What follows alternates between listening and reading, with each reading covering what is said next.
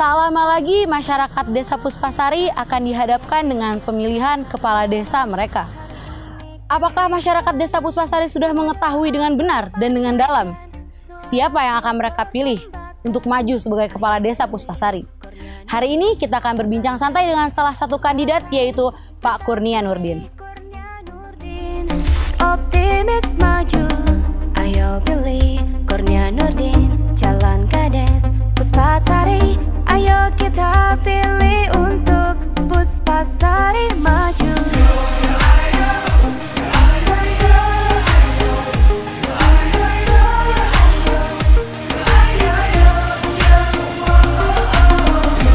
Selamat pagi nih Pak Kurnia Nurdin, apa kabarnya? Pagi Mbak Putri, alhamdulillah sehat. Gimana kabar Mbak Putri? Sama, alhamdulillah kabar saya hari ini baik. Sebelum kita lanjut ke ngobrol santai, enaknya kita temuin panggilan akrab dulu nih. Oh, boleh. Enaknya boleh. dipanggil Pak Nurdin atau... Jangan panggil Bapak. Saya ini kandidat calon kepala desa di Puspasari ini termuda. Oh. Dan saya pun punya tagline yang muda yang berkarya. Jadi kalau dipanggil Bapak kesannya hilang aja tagline saya itu. Jadi enaknya apa ya? Akang mungkin ya. Kang Nurdin berarti ya, sebagai interpretasi dari yang muda yang berkarya. Oke. Seperti yang kita ketahui ya, ini kan Kang Nurdin sedang dalam persiapan untuk maju ke pemilihan tanggal 20 Desember nanti. Sudah sematang apa sih persiapannya?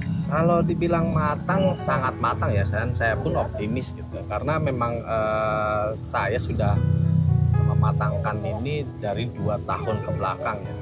Walaupun memang kemarin saya masih duduk sebagai sekdes, tapi tidak saya campur baurkan dengan jabatan saya kemarin. Jadi memang kemarin berjalan mengalir begitu aja. 1 tahun ke belakang baru saya gencar untuk sosialisasi. Nah, dengan Kang Nurdin juga ini kan kita punya 5 kandidat yang akan maju ke pemilihan nih. Betul. Dengan situasi ini nih, gimana tanggapan Kang Nurdin sendiri dan siapa sih kandidat terkuat? Kalau kandidat terkuat, kita flashback dulu ke belakang, Mbak Putri ya. Kemarin itu sebenarnya kita punya 6 balon. Dan memang aturan yang mewajibkan kita hanya maksimal 5 calon yang untuk berkompetisi. Jadi kemarin itu hasil tes gugur 1 orang. Dan dari 4 kandidat yang ada, calon lawan saya memang kemarin saya kenal baik dengan mereka gitu. Dan kalau ditanya siapa kandidat terkuat itu ya saya gitu. Optimis sekali ya. Iya, memang harus optimis, asal jangan takabur. Beda, karena Beda. optimis dengan takabur ini beda. Nah, dengan optimisme nih, optimisme yang sudah dimiliki oleh Kang Nurdin gitu kan, seperti yang kita tahu 5 tahun terakhir nih Kang Nurdin kan juga bersama-sama incumbent menjalankan roda pemerintahan di desa gitu. Betul. Apa sih yang akhirnya membuat Kang Nurdin optimis untuk maju mencalonkan diri menjadi kepala desa Puspasari? Saya optimis dan saya memang kemarin memang saya terjun langsung juga di roda pemerintahan, jadi saya tahu mana yang harus saya kembangkan, apa yang menjadi kekurangan kemarin, itu memang saya tahu persis lah. Dari 6 tahun ke belakang itu desa Puspasari itu desa berkembang dan hanya stuck di situ. Dan saya yakin seharusnya Puspasari itu bisa lebih baik, bisa maju, bahkan bisa mandiri.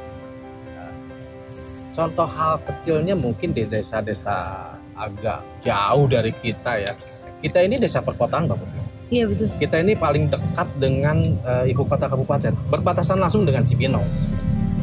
Jauh halnya dengan Tangkil, Hambalang, Tajur yang mungkin agak jauh ke sana itu, bahkan mungkin agak pedesaan, sangat pedesaan yang saya tahu ya. Tapi mereka bisa mengembangkan dan mereka sekarang sudah bisa mengalahkan kita. Mereka sudah baju, bahkan ada di desa-desa lain sudah mandiri. Dan saya yakin seharusnya Puspasari itu lebih dari mereka, karena potensi Puspasari untuk menjadi desa maju bahkan mandiri itu sangat besar gitu. Jadi mungkin pada dasarnya selain niat saya ingin membangun Puspasari lebih baik, dari hal kecil penilaian seperti itulah kenapa saya maju mencalonkan diri menjadi Kepala Desa Puspasari.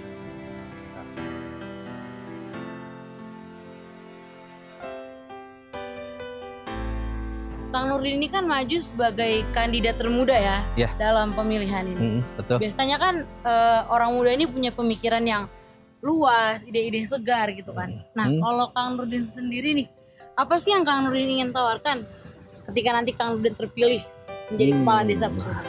Berarti saya harus menjabarkan visi misi nih, Mbak. Ya, bisa karena gini Mbak Putri ya, kalau visi misi saya sederhanakan aja deh bahasanya, mimpi. Karena calon pemimpin itu harus punya mimpi, Mbak. Jadi sebenarnya mimpi itu ya dijabarkan atau diartikan dengan visi misi itu. Jadi tanpa ada mimpi, tanpa ada visi misi, saya kira nggak mungkin lah mereka bisa merencanakan sesuatu. Calon kepala desa itu harus punya mimpi. Pemimpi cuma ditambah huruf N. Ya, bedanya cuma satu huruf. Iya, cuma satu huruf. Oke. Jadi pemimpi itu ditambah huruf N. N-nya itu nyata. Jadi mimpi yang akan diwujudkan menjadi nyata. Gitu. Jadi filosofinya seperti itu. Jadi kalau yang saya tawarkan ke depannya mungkin saya beda dengan kandidat yang lain ya. Karena saya lebih mengedepankan pembangunan sumber daya manusianya, SDM-nya dulu yang harus kita bangun. Karena saya yakin di Puspasari ini karena daerah desa perkotaan, mulai dari pembinaan, pemberdayaannya kita bangun dulu, kita rubah mindsetnya dulu, nanti kita arahkan harus kemana. Jadi contoh hal kecilnya mungkin Mbak Putri mungkin pernah belanja online atau sering atau memang selalu melakukan itu. Nah, jadi kedepannya juga memang harus kita bina masyarakat kita. Mereka punya potensi di bidang apa, nanti kita salurkan. Ini loh caranya nanti yang harus kalau mereka memang bisa melakukan atau menghasilkan produk, ini loh cara menjualnya itu seperti ini.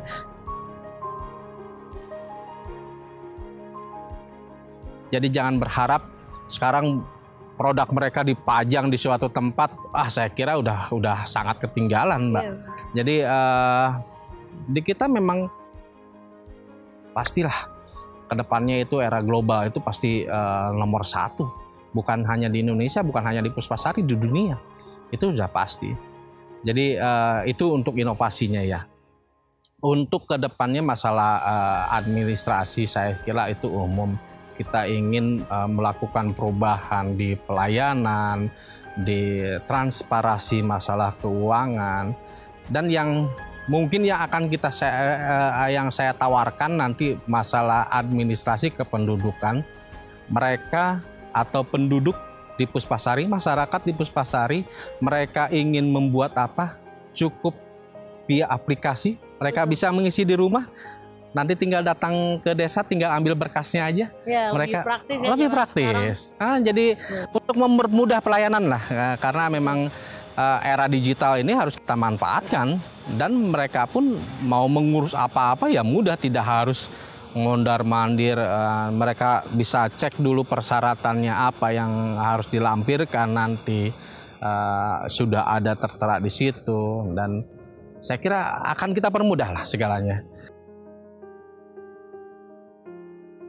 Dan kembali lagi ke huruf N-nya tadi, nyata. Dan itu harus harus dibuktikan dengan kita wujudkan menjadi nyata. Jadi jangan hanya cuap-cuap, omong-omong kosong tapi tidak dibuktikan gitu. Jadi saya kira hal-hal seperti itulah mungkin mudahnya yang bisa diterima masyarakat. Jadi karena memang di Puspasari ini kan memang banyak sekali, masih ada 60% itu masih menengah ke bawah, dan 40%-nya kita sudah terbantu dengan adanya perumahan. Jadi tingkat pendidikannya pun itu kita nomor 1 loh, Mbak. Kita tingkat pendidikan di Puspasari itu nomor 1, itu adanya di Puspasari. Tingkat pendidikan paling tinggi. Di apa tuh? Di daerah apa tuh? Di Puspasari. Di Puspasari dibanding dengan desa-desa lain itu. Dibanding desa lainnya. Tingkat pendidikan tertinggi itu adanya di Puspasari. Jadi pendidikan kita cukup maju ya maksudnya. Maju. Jadi memang tim saya pun mereka sudah dari jauh-jauh hari kita sudah merancang ini loh nanti aplikasi yang akan kita tawarkan ke masyarakat. Jadi sebelum saya akan jadi pemimpin pun kita sudah merencanakan dulu ini loh nanti aplikasinya seperti ini loh gitu. Akan mudah loh mengurus sesuatu kalau saya jadi gitu. Seperti itulah. Gitu.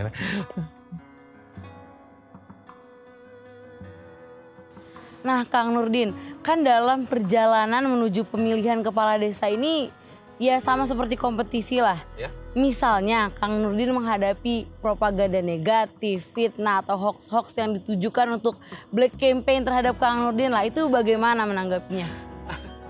Tanggapan saya ketawa. Jadi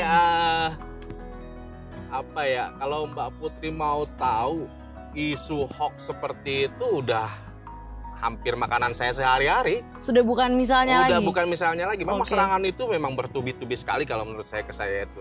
Entah kenapa apa maksudnya ya. Tapi kalau saya sih menanggapinya dengan santai aja lah. Tapi ya seharusnya kalau kandidat itu lebih baik, kalau menurut saya ya lebih baik mengedepankan ide-ide mereka, Betul. memaparkan visi-visinya apa.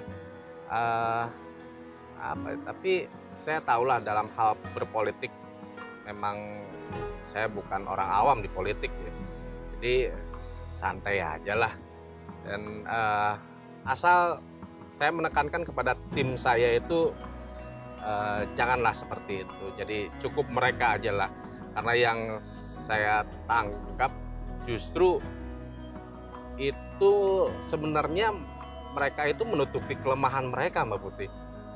Jangan ide-idenya yang melontarkan isu-isu seolah-olah mereka tidak percaya diri, menutupi kelemahannya. Iya, Ya betul. seperti itulah.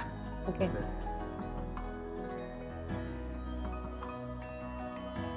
Kalau gitu kita sambil jalan lagi nih Kang Nurdin.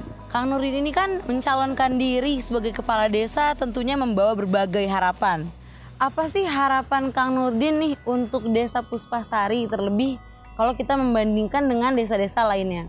Harapan saya untuk desa Puspasari tentunya saya akan membawa Puspasari lebih baik lagi. Ketimbang sebenarnya saya lebih terobsesi nih, Mbak. Terobsesi karena 6 tahun ke belakang kita stuck di desa berkembang dengan letak geografis kita yang sangat strategis. Saya yakin Puspasari bisa lebih maju, bahkan mungkin bisa lebih mandiri karena SDM kita mampu, tingkat pendidikan kita paling tinggi. Kenapa tidak bisa gitu? Saya yakin pasti bisa. Dan saya bisa melakukan hal itu jika saya menjadi kepala desa. Karena kepala desa itu punya otoritas untuk menentukan kebijakan. Selain memang kita harus bermusyawarah dengan BPD, tapi memang banyak hal yang menjadi otoritas juga pengambil kebijakan itu adanya di kepala desa. Dan mustahil jika saya hanya menjadi orang nomor 2 di Puspasari itu kita tidak bisa mengambil kebijakan hal itu. Dan agak sulit memang untuk membuat desa Puspasari lebih maju.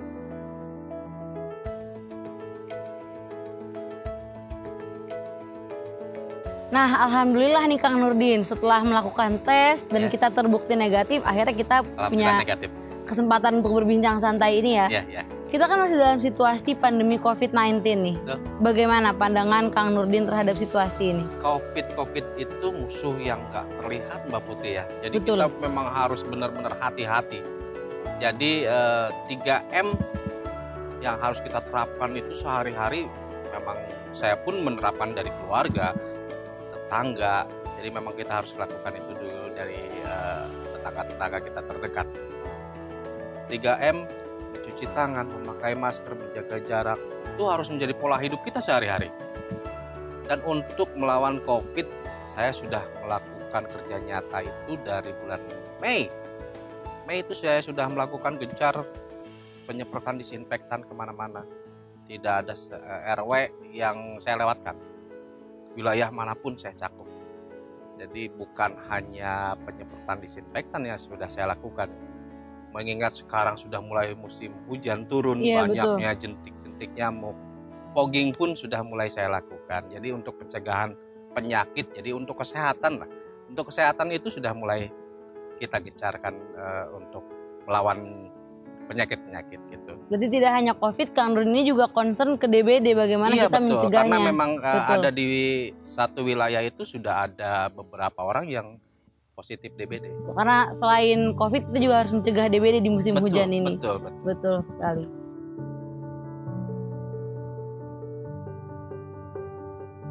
Wah, terima kasih banyak nih Kang Nurdin. Sama-sama. Sudah berkenan Mbak Putri. menyambut saya untuk ngobrol santai. Iya. Saya jadi semakin mengenal profil Kang Nurdin. Ya. Sebagai anak muda, saya jadi semakin ingin berkarya. Yang muda yang berkarya. Yang muda yang berkarya. Nah, itu dia tadi obrolan santai saya bersama Kang Nurdin, salah satu kandidat yang akan maju ke pemilihan Kepala Desa Puspasari. Masyarakat Desa Puspasari, ayo memilih. Jangan sampai salah pilih dan jangan sampai golput. Kenali calon pemimpinmu. Apakah kalian sudah mengenali dengan benar dan dengan dalam siapa calon pemimpin yang akan kalian pilih? Kalau saya sih, sudah.